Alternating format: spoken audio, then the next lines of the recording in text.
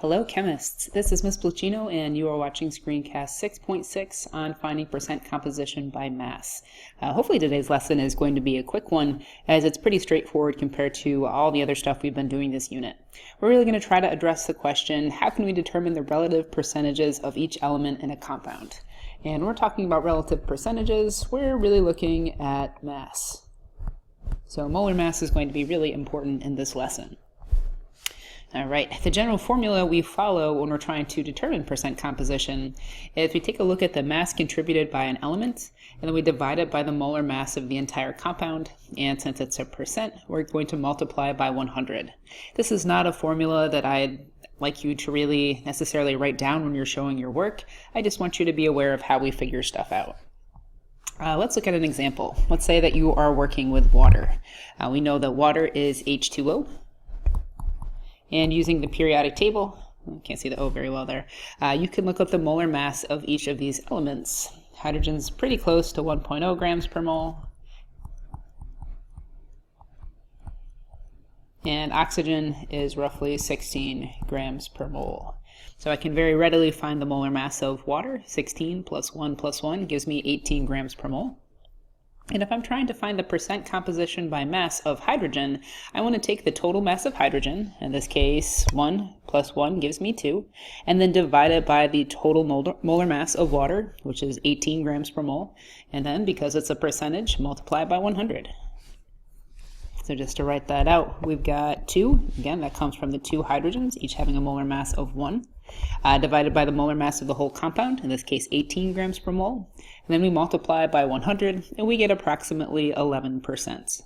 We can do the same exact calculation for oxygen. Of course, we'll take out the 2.0 and we'll substitute in the molar mass of oxygen, which is roughly 16. We'll take 16 divided by 18 times 100 gives us 89. A quick check that you can do is that your percent composition by mass, because it's a percentage, they should add up to 100.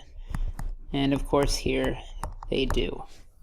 Let's try a couple of practice problems. So in your workbook you have some practice problems. I'm going to take a look at letter B. Letter A is really similar to the problem we just solved. You've got just 2 elements. The first thing you want to do when looking at any percent composition by mass problem is figure out the molar mass of the compound. So I could use my reference table. I can look up the molar mass of sodium, which is about 23 grams per mole. I can look up chromium. So let me do that now. That's 52 grams per mole. And oxygen is 16 grams per mole. I know that I'm going to multiply the sodium by 2 since there are 2 sodium atoms.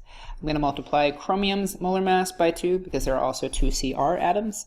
And then I'm going to take oxygen's molar mass and multiply that by 7 since there are 7 oxygen atoms.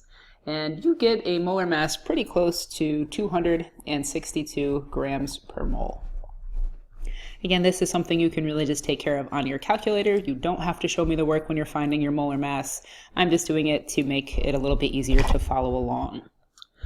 Okay, I'm going to start off with sodium. I usually just do them in the order that they come up in the compound or the formula. That way I don't leave anything out. I know that the total mass contributed by the sodium atoms is 2 times 23, or 46, divided by its molar mass, 262, multiplied by 100. So I can type that into my calculator, and I'm going to take it to probably more sig figs than I should, but just to be specific, 17.6. Now, technically I should scale this back, actually let's be specific about it, to just 2 significant figures.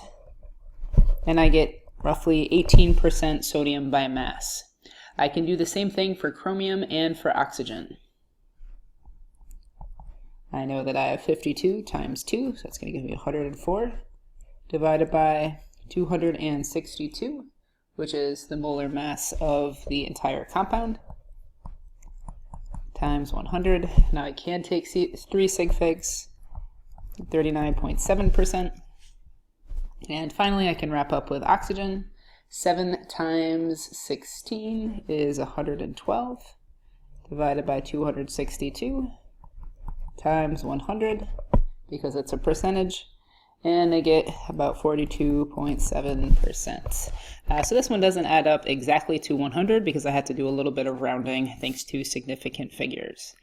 But that's it. I'm not going to go through and do any more practice problems with it, as it really follows that same format again and again. Find the molar mass of the compound, and then find the mass that the element contributes, simply by taking the molar mass and multiplying by the subscript. Then divide that number by the molar mass, multiply by 100, and you've got your percent composition by mass. Kind of in the same vein as percent composition by mass is something called percent hydration. When you hear the word hydration, hopefully you think of a very small molecule. More specifically, you think of water.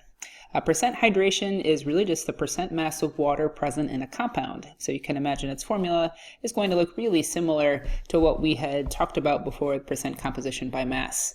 And this comes into play when we're talking about a certain class of compounds called hydrates. Hydrates are compounds that contain water molecules combined into their crystalline structure. So if you think back to ionic compounds, you remember the crystal lattices. You can think about water molecules kind of getting squeezed within the crystal lattice, and it's going to be a definite ratio. So if we wanted to find the percent mass of water in one of these hydrate compounds, we would take the mass of water. So usually it's really just taking the number of water molecules that are present and multiplying by 18, since that is the molar mass of water, and then divide by the total molar mass of the compound, including the water molecules. Before we do a practice problem, I just want to show you a little bit more about hydrates. If we wanted to remove the water, we can simply just heat up the compound, and then that's going to cause the water to be driven off. If we wanted to add it back, you can take the anhydrous, or compound without water, and you can dissolve it in water, and then as the excess water evaporates, you'll get your hydrate molecules back. So this is a compound, a hydrate. I'm going to heat it up. That's what that little triangle means above the reaction arrow. And I actually get a color change in this case. I go from cobalt to chloride, hexahydrate. Hexa is telling me that I've got 6 water molecules present. And if I heat it up and I drive off all the water molecules, I'm going to end up just with cobalt to chloride. I've gotten rid of the 6 water molecules simply by heating. So let's do a couple practice problems where you're finding percent hydration. All right, I'm going to take a look at letter A. NiI2, or nickel 2 iodide hexahydrate. And that hexa comes from the prefix for 6.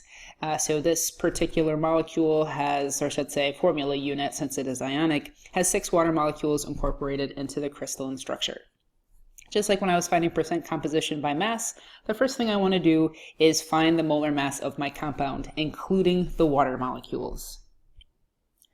I'm going to use my reference table to look up the molar masses of nickel and iodine. So nickel is 58.69 grams per mole.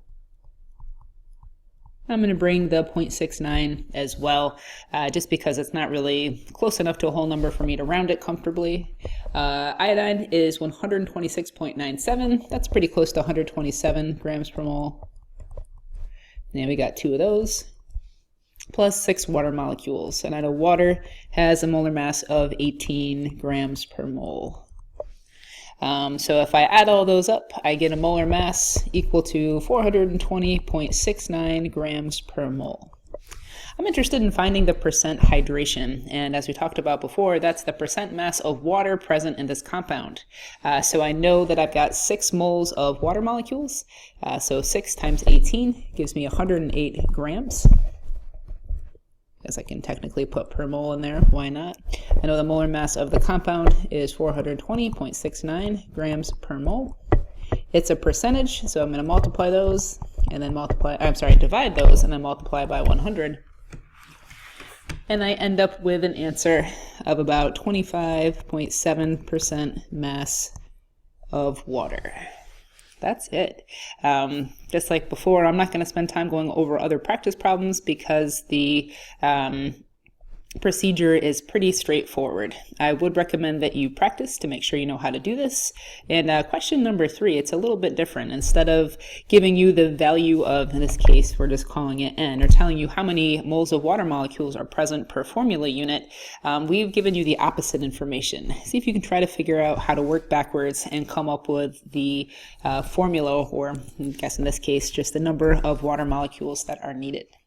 All right, that wraps it up for today. Thanks for tuning in, and I hope you found this helpful.